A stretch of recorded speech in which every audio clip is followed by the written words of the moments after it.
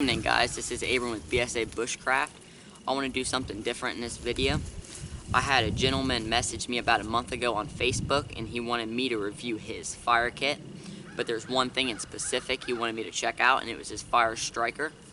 And this thing wasn't just a striker itself. It was multifunctional. It had a few different features to it, which I will show you guys.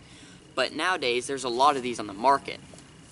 And there is one thing that sets this one apart than the others. It's not so much the performance on it. It performs great, but there's one other thing that sets it apart, and that's the fact that he's 14 years old. That is really young, and he messaged me about a month ago and said he was an amateur blacksmither, and he was practicing bushcraft skills, and he watched my videos and stuff like that, and it's pretty neat. And I really thought it was cool, and he wanted to send it to me to check out his fire kit, but mainly that striker. So that itself, him being 14 years old, that young, doing this, and how it performs is just amazing. I think it's great. There's a couple things that I want to critique on it just to help him, because he wanted me to do an honest review on it.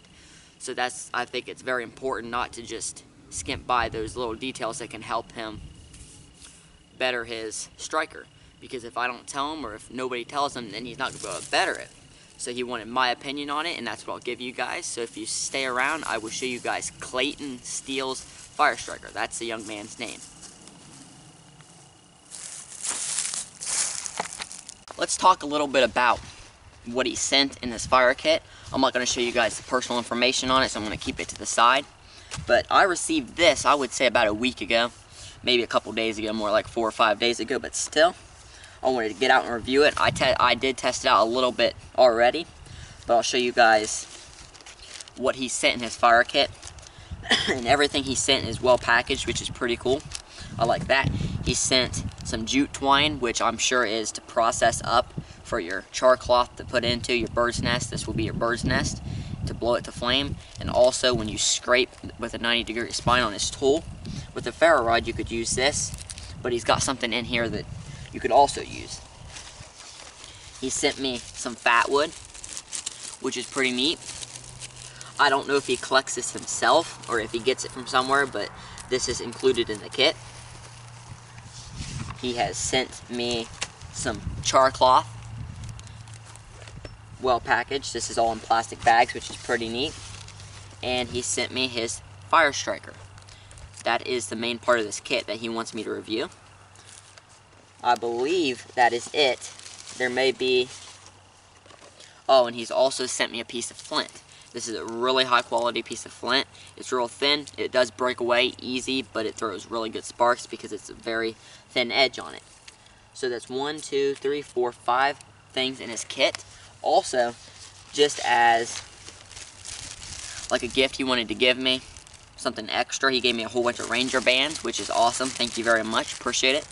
Appreciate it very much. And he sent me some fixin' wax, well packaged up with some jute twine. You could use that as tinder also. I assume it's the same stuff.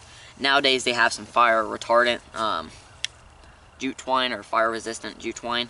I'm sure this is not it, because it's probably flammable, so you can process it up. Then he sent me a note, which is pretty neat, which I won't read you guys. It's just telling about what he sent and how much he watches my channel, which is pretty neat, and I appreciate it, Clayton. So you've got some char cloth, which is made out of denim, he told me. I would assume it's jeans is what he used. He's got some fat wood, which I don't know if he collects himself. You'll have to ask him, or he may just buy it. Just depends. Some jute twine, and then a fire striker itself, and a piece of flint. So that's what he includes in his fire kit. This fire kit, he wanted me to mainly review his fire striker. So we'll make that the main topic of this review. So here it is. Some specs on it are, he said it was 2.5 inches in length and 1 inch in width are the specs on it, and it's high carbon steel obviously, and it's hardened to throw sparks. So first impression with this, I believe it's small. It is really small for me. And when you try to use it, it's got some of the features it has. It's got the bow drill divot up there, so you can use it for the bow drill. And in my hand, it's really small, and it's kind of hard to use with it, in my opinion. I've tried it already. I usually put a piece of leather up there. I have to, because metal is a conductor. This steel is a conductor of heat, so it gets really hot. like most actual strikers, commercial ones you'd buy, like SE or places like that to sell them, they will get hot. That's what I've heard, and this one does. So it's got the bow drill divot. It's got a 90-degree spine. He put a 90-degree spine on one side, an edge, so it will strike a ferro rod, scrape fat wood, scrape shavings if you have to. So it does a very good job on that. But again, back to the point, it's small, and it's a little hard to use for me to scrape because it's so small, because I can't get a lot of pressure, and it's just hard to scrape for me. But that's just my opinion. I'm just nitpicking it a little bit to help you. So I would make it a little bit bigger in the future, in my opinion. And it's also got the other side, which throws sparks. I talked to him and he said that the 90-degree spine, I cannot get sparks off of it at all. I've tried and tried, I can't get him. And he said he had trouble too. And I talked to him, he said he hardened the whole thing, so it should throw sparks. But it could just be my technique, I'm not sure, or maybe they just don't throw them. But this other side throws sparks very well. It showers them just like any striker I have. So it does a very good job on that. It's got a chisel point at the end. He said that's for a Tinder scraper to scrape fat wood. So it's pretty much like that 90-degree spine, but it's designated for a certain task, which is scraping it, and this is for scraping the ferro rod.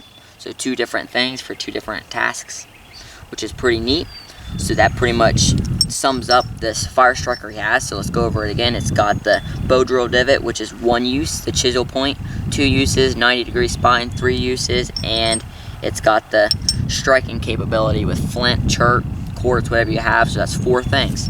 4 things in one, which is pretty neat. And I'm sure you can come up with other things with this little thing. And it's first impressions, it's pretty good in my opinion. It's really good. Talk about the flint striker now, its capability to strike flint. So we'll go ahead and use this char cloth, this piece of flint. It may be chert, I believe it's probably chert, but for the people that say real flint isn't in America or whatever that is, that it's only chert. But either way, it throws sparks. And again, like I said, that 90-degree spine doesn't seem to throw sparks very well. But his other side does. His rounded off side throws them very well. So, it throws them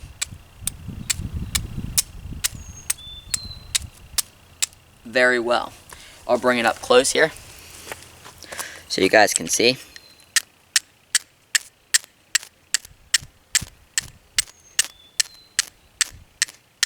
Hope you guys caught that on camera. Move a little bit more to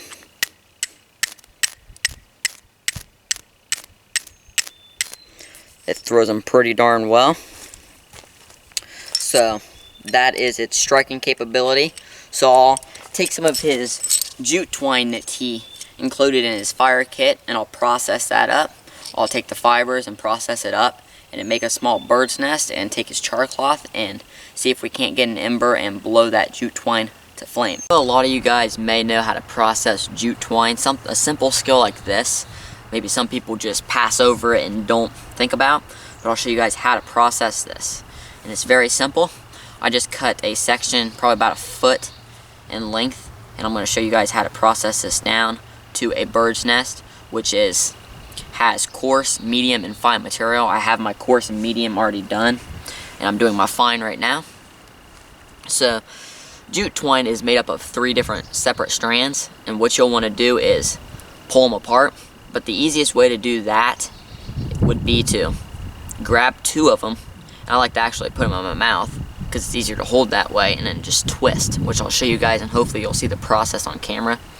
So you'll put it in your mouth and just untwist them, just like this. And you may have to readjust, and sometimes it'll get tangled, but try to prevent that. I apologize, it's hard to talk with the jute in your mouth.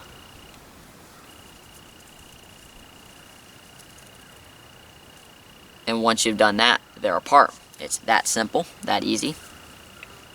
And this other one, you can do the same, or really you could just,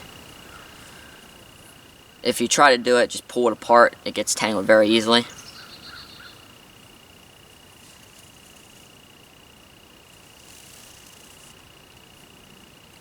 So So we've got 1 strand, 2 strands, 3 strands. Get that jute out of my mouth. It's disgusting a little bit. Not very appetizing. You know, just pull these fibers apart, and these are what you want your fine material to be made of. So if you're using natural material, you'd use tulip poplar bark, birch bark, cottonwood bark. Inner barks are really good. Grass, some really fine grass, which is good.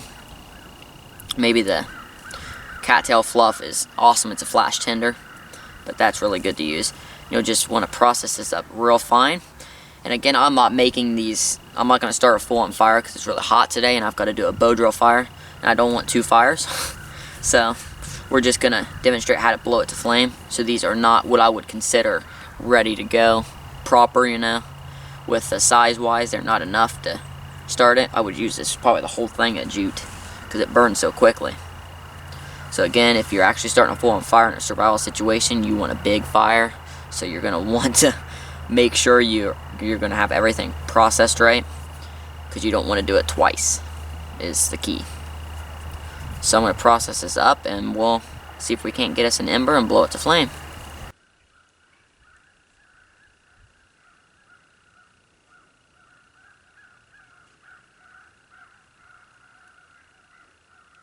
Let's talk about his char cloth that he has included in his fire kit. This char cloth, he told me it was made out of denim, and it's looks very good. Just in a big roll is how I made it, just like that. And it's very strong. And it seems like it's going to work very well. So we'll give it a shot. And I've just tore a small piece off, and really, you don't need, if you've got proper material for your bird's nest and it's not marginal, you don't need nothing bigger than this. This is probably the size of a penny, maybe a little bit bigger. And if you know how to work that material properly and get it processed up good and it's not marginal, you should be good to go, and you don't need nothing bigger than that. And if you have punkwood or something that's not charred, you could actually put that in to extend it, because that coal of the char cloth will transfer over to the punkwood and make it last even longer. So we'll give this a shot here. We'll put on the edge and we'll use the rounded side right there, and we'll throw sparks. Make sure it's up against the edge, and if you have fibers sticking out, that's just going to help you. So this is the char cloth that came with this kit and his striker and a piece of flint that came with it.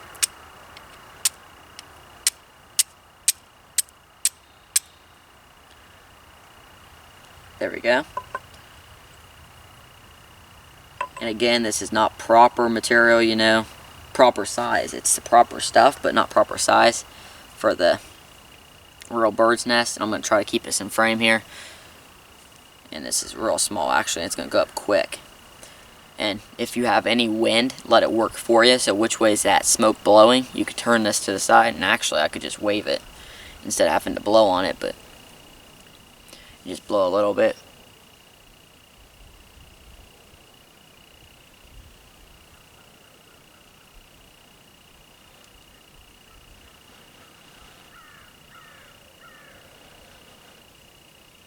I'm trying not to make it go up real quick on me, because it's going to go quick. I want you guys to see it.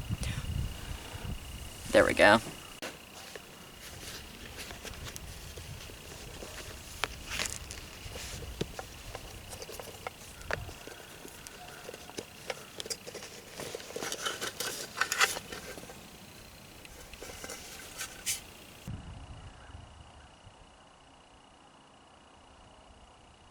Now that we know that char cloth will work with this striker, I want to do a different technique.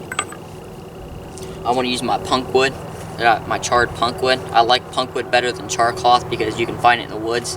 Simple as that. You can't go find char or cloth, 100% cloth in the woods. You may get lucky and find it once, but if you're going to find it in the woods, most likely it's going to be tore up and you won't be able to use it. And if you do, you're not going to find it as prevalent as you would find punkwood. Simple as that. So that's why I like using punkwood over char cloth, and it lasts longer, and the fact that the ember will burn longer and will give you more time to catch marginal material if you have it. And I have some grass this time. I'm going to do a different method. I'm not going to put that punk wood on top of this piece of flint, because if I do so, it's going to break apart. It's real fragile. So I'm going to actually throw sparks into this tin. Show you guys a different way there. Make sure I'm striking where I need to be. Got to find the sides. There we go.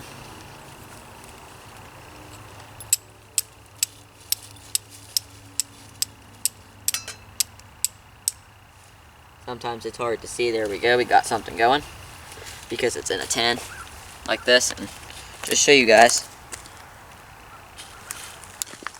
I'm hoping you guys can see it. It's not really going real hard right now. I'll get a piece in there to transfer it. Sometimes you can just stick a bigger piece down in there to blow. There we go. Got us a piece going right there. We'll use that piece. So, you can just simply take a piece out of your choice, put it in your proper bird's nest there, and if you close this tin up, it's going to starve it of oxygen, taking one of the legs of the triangle fire out, and it will be put out and ready to use next time. So get your nest ready to go. Make sure you have it cleared away so you're not going to catch leaves in the forest on fire. You have to be safe.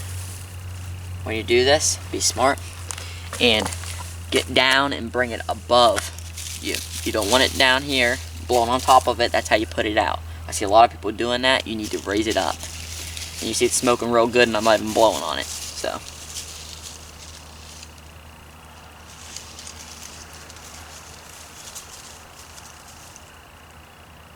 Real gentle blows.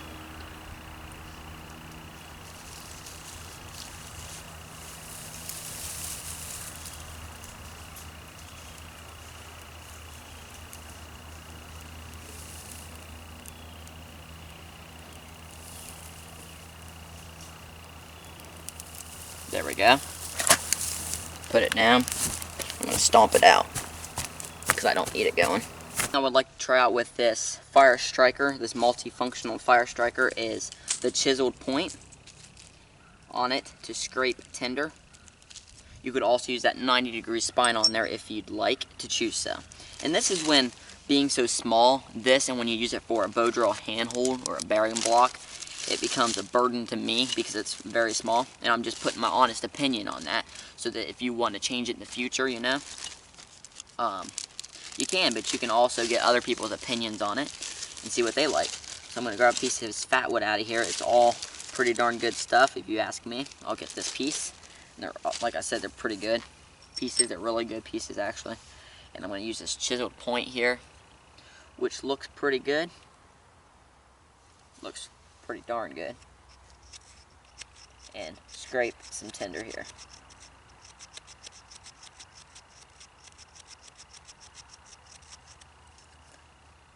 I mean, it's not like a knife with it because you don't have that huge handle, but I mean, it's still scraping it pretty good. I wonder if it scrapes better this way.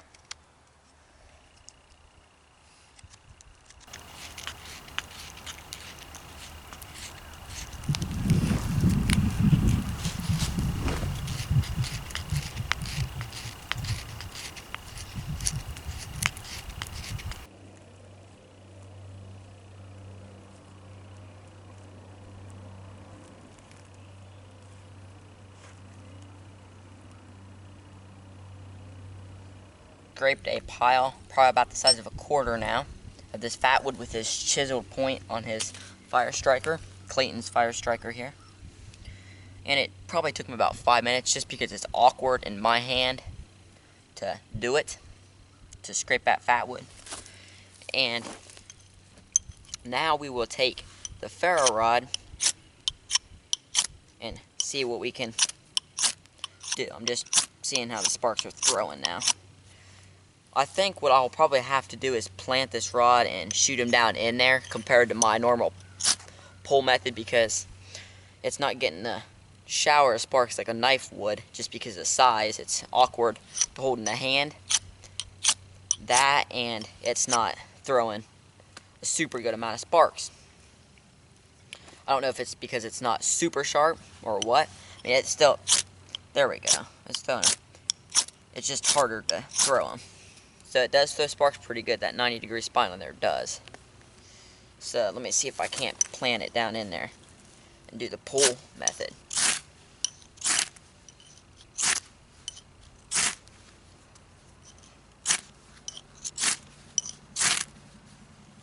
Alright, there we go. It lit up there. It's just real awkward to hold, and when I was throwing the sparks like that, it was getting on my finger. I burnt my finger a couple times there because my finger was in the way, because there was no other really good way to hold it other than just like this. It throws them. That fat wood works pretty darn well, and that function is pretty good. That chisel point, and again, he's 14 years old, guys, so it's not going to be perfect by any means. And he did a pretty good job on the chisel point. It's pretty even across the edges, and it didn't seem to mess it up at all when I went to scrape that fat wood. So great job on that, Clayton. Last use that I want to go over for this fire striker that has the bow drill divot. That's the last thing. I want to do a bow drill fire right here, right now for you guys. I will be using, I know that people will ask me, so I'll be using willow on willow. A willow spindle and a willow hearth board is what I'll be using. Then my bow, I can do the bow drill with a natural handhold. I just want to show the function of Clayton's fire striker that has a bow drill divot. I will be using on top of it a piece of leather, because I cannot, you got to think, a steel or a metal is a conductor of heat, so it's going to conduct the heat that the spindle is producing, and it's going to go up into your hand. And let's say that you're probably 30 seconds from getting a coal and it's so hot you can't stand it, you're going to have to stop, and it's going to let your coal cool down, and it's going to lose the heat, and you may not get a coal. You only had that one chance, and you couldn't withstand it because this is so hot. So I will get into my fire kit, which Jason Hunt gave me. This pouch is what I've been wearing. Thank you, Jason. Oh, I have a piece of leather in here. I've also got a piece of birch bark that looks just like it, so give me a second. Alright, here's my piece of leather. Cinch this up so I don't lose nothing. And we'll get started. So I haven't burned it in yet. I'll burn it in, but I'll come up close. Here, you see when I put this in my palm of my hand, it gets real hot, so I'll just cup this around the leather, and I'll do it just like this. And it's a little small for this reason too. If it was a little bit bigger, I think it'd be easier in the hand, but it still can be done. I've knocked coals out with this handhold, so let's give it a shot.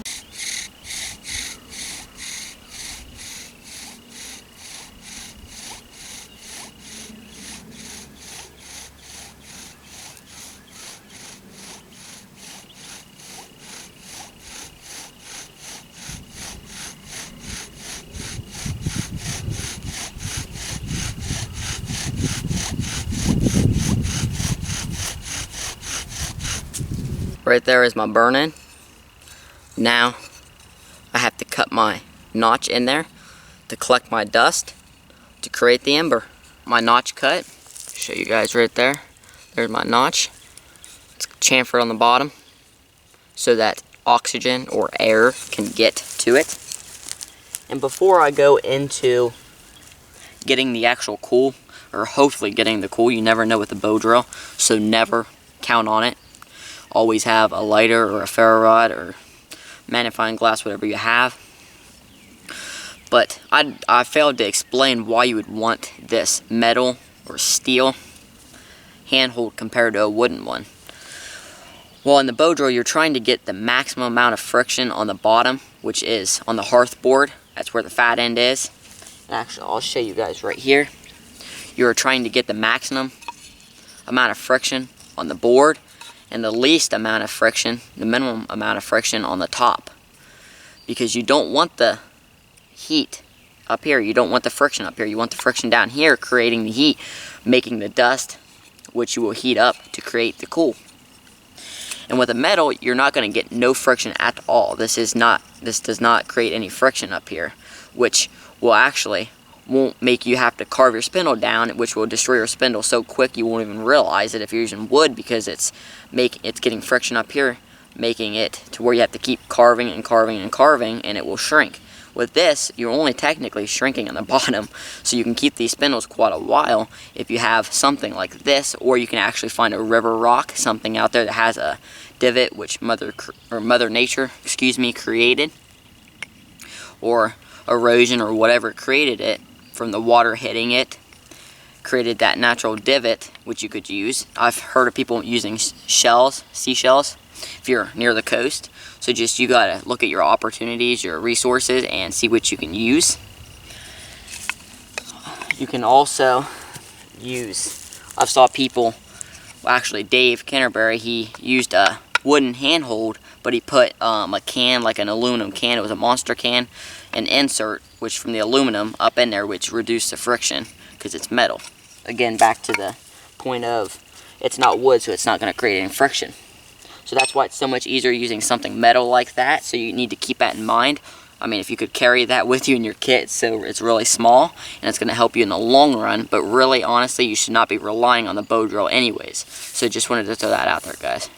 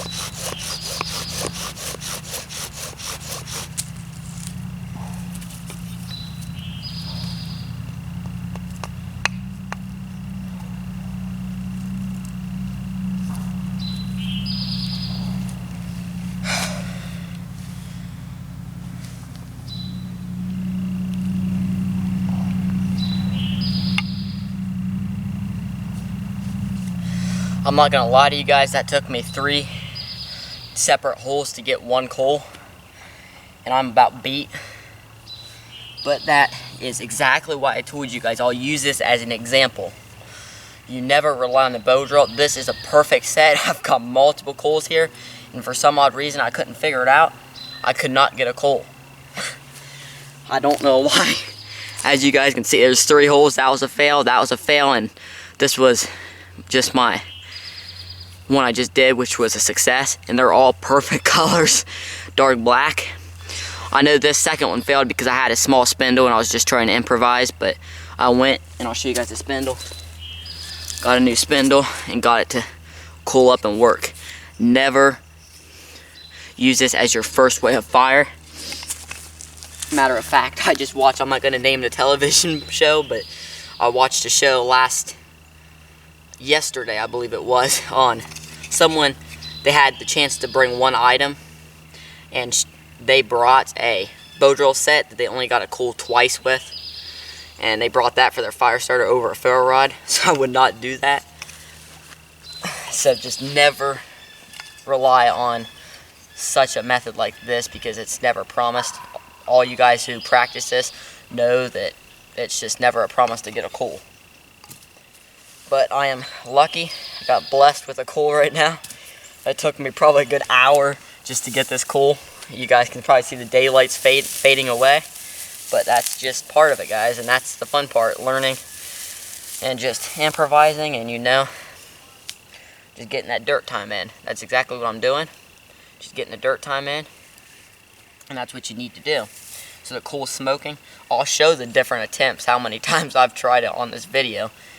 But it had to have been like 7 times. 7, 8 times. I caught on camera at least. But I wasn't gonna cheat out or anything like that, because if I did for this video, you know what? That's not helping me. So you just gotta practice these skills, because someday you may need them. Maybe say you lost your ferro rod or something. Having this type of skill for a backup is a good thing, but not as a first option. So my cool is cooling up, and a tip is you never want to bring that cool a distance. Bring your bird's nest to the cool, because if you drop it, all your effort is gone. And a perfect example is my hour effort to get it. I'm really shaky from trying so many times. Put your cool down in your bird's nest. Get all that dust. And go for it. I'm beat, guys. I'll tell you that.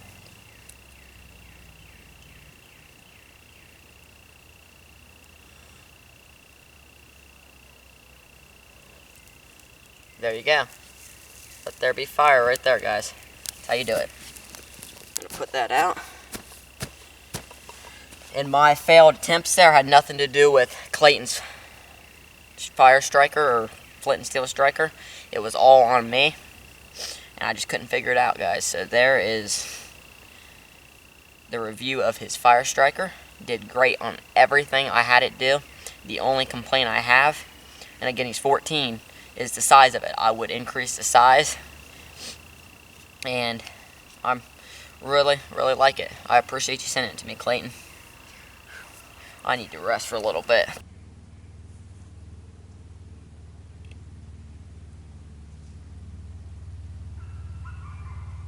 If you guys enjoyed this review, and Clayton, especially you, I hope you enjoyed it.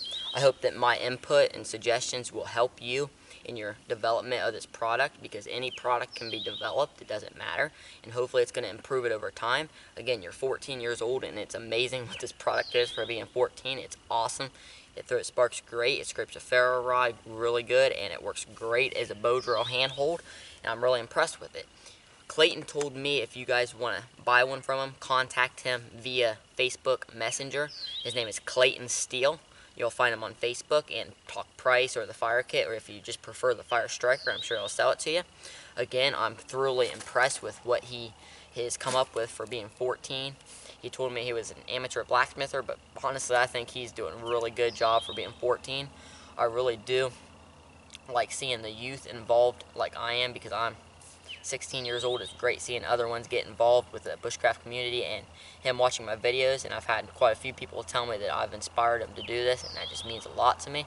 I'm glad that I'm inspiring kids my age to get out there and do it, because really a lot of them just play video games, and they need to get out and enjoy Mother Nature and God's creation. So you guys need to understand that and get out and get some dirt time in. It really means a lot to me that you guys say I inspire you. It's awesome. If you guys like this video, give it a thumbs up. If you have any questions, you can leave a comment below, or you can email me at bsabushcraft@gmail.com. If you like what you see, check out my other videos. If you like them, subscribe. Check out my Facebook page, BSA Bushcraft. I would definitely appreciate that if you dropped a like for me. And thanks for watching, guys. I'll catch you on the next one. Take care.